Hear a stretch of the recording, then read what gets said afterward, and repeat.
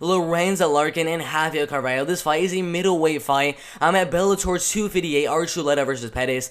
I'm going to say right now, probably 50-50 chance one of these two men in the middleweight division is going to get a knockout. I mean, both fighters literally have more than half of their wins coming by KO or TK. You look right here, Lorenz Larkin, 22 wins and 7 losses, 11 knockout wins, 11 decision wins, and 2 knockout losses on his record so far, beating some amazing fighters inside of the UFC like Jorge Masvidal, Robbie Lawler, Chris Kamazi, Santiago Ponzinibbio, Neil Magny. I mean, all these guys inside the UFC. And then right now, on a 4-fight win streak inside of Bellator, so much power, but he's going to be much smaller than Rafael Carvalho. And then his reach is also much smaller than Rafael Carvalho's, as Rafael Carvalho will have a 4-inch height advantage and a 5.5-inch reach advantage in the fight. Also has a lot of power in his hands. Out of 16 pro MMA wins, 12 of them coming by knockout in the first or second round, and then 4 wins coming by decision. So most likely, like a 50-50 chance, I see this fight ending in the first or second round. Both fighters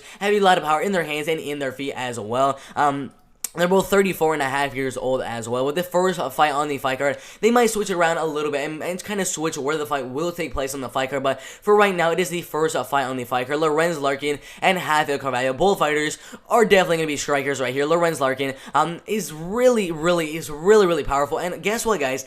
Rafael Carvalho is taking the fight on like 1 week, 1.5 weeks notice in the fight. So he's not going to have that training camp, that full training camp against Lorenz Larkin, which is definitely a good advantage for Lorenz Larkin to have in the fight. Amazing strike. I mean, he beat guys like Robbie Lawler, Chris Kamazi, Santiago Ponzinibbio, the BMF holder in Jorge Masvidal, and Neil Magny. I mean, amazing striking from Lorenz Larkin. Really good takedown defense as well, with 80% takedown defense inside of the UFC, and then a really good striking defense as well, as 65%. Half of his fights being knockouts, and the other half being by decision, with 0 wins coming by submission. But amazing submission defense as well, with 0 submission losses on his record as well. He likes to attack that lead leg in the outside leg case in the early rounds as well. Very good straight punches, very powerful. Does not like to curve his punches. He likes to have them more straight and more powerful, and more fast. I mean, his punches are so fast, and amazing elbows in the clinch as well, and amazing ground and pound as well. The one thing I really like about Lorenz Larkin is his pressure against the cage with uppercuts and knees and straight right hands and jabs over and over again. The knees are right down the middle. I mean, that is going to be a humongous advantage for Lorenz Larkin in the clinch in the fight. If he pressures Rafael Carvalho to the back and gets his back to the cage, Lorenz Larkin is just going to unload on strikes on Rafael Carvalho and possibly get a knockout here. I think that this one is going to be probably, if Lorenz Larkin gets a knockout, it would be when Rafael Carvalho gets his back to the cage, and if Rafael Carvalho gets a knockout, it'd probably be more at range, getting a kick, a body kick, a head kick, something like that.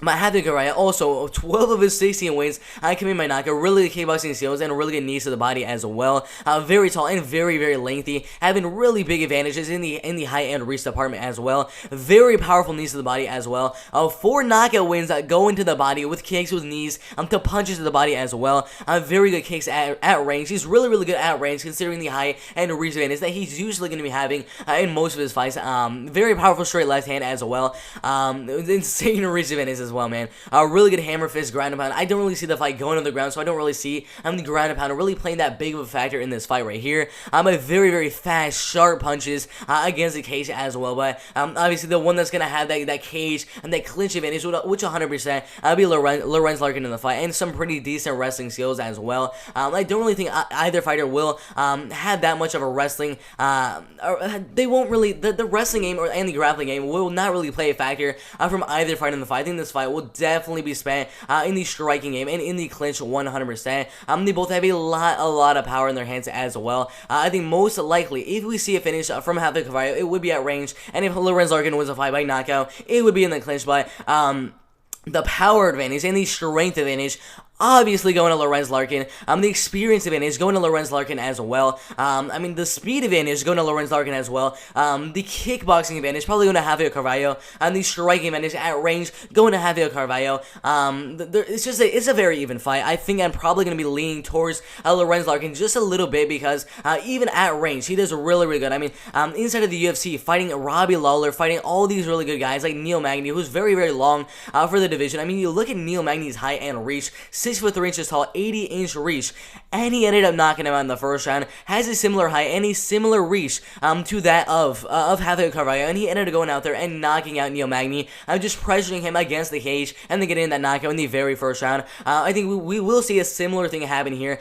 between Lorenz Larkin and Rafael Carvalho, where Lorenz Larkin is just pressuring over and over and over again, and eventually he's going to land that big right hand, either stunning him or putting him away in the very first round.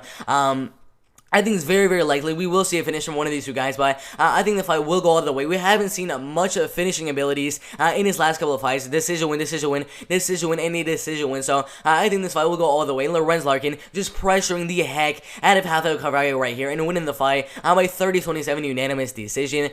This should be a really, really good fight right there in the middleweight division.